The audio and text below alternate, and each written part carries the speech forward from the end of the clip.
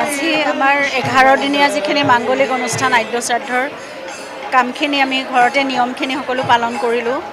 আৰু এতিয়াও মানুহ আহিয়ে আছে মোক সকলোৱে সাহস দিবলৈ চেষ্টা কৰিছে সকলোৱে মৰম দিছে আৰু আমাৰ 13 দিনীয়া যিখিনি মাংগলিক কাৰ্য সেইখিনি যোৰহাটত অনুষ্ঠিত হ'ব অহা 1 তাৰিখে যোৰহাটৰ ৰাইজে যোৰহাট বুলিয়ে নকওঁ উজনিৰ ৰাইজে অনুষ্ঠিত কৰিছে সেইখিনি যোৰহাটৰ ৰাইজে বিশেষকৈ আৰু আমি কাইলৈ ৰাওনা হ'ম আমাৰ পৰিয়ালৰ বহুকেইজন বন্ধু বান্ধৱ মিলি আমি যাম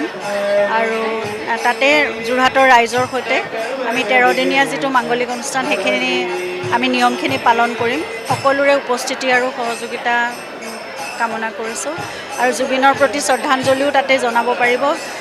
হয়তো প্ৰশাসনে দুদিনীয়াকৈ ব্যৱস্থা কৰিছে জুবিনৰ প্ৰতি শ্ৰদ্ধাঞ্জলি গতিকে সকলো আহিব আৰু আমি আপোনালোকক সকলোকে লগ পাম তাতে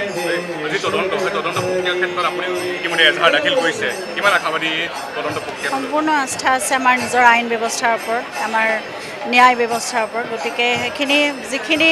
কথা আমি জানিব বিচাৰিছোঁ কি হৈছিলে প্ৰকৃততে আৰু কিয় এনেকুৱা এটা সাংঘাতিক ঘটনা হ'বলৈ পালে সেই কথাটো আমি সকলোৱে জানিব লাগে আৰু যদি তাত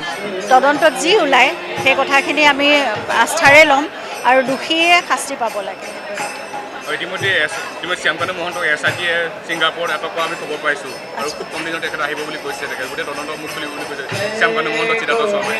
মই সেইটো খবৰ এতিয়ালৈকে মই পোৱা নাই মই নিয়মবোৰতে সোমাই আছিলোঁ যে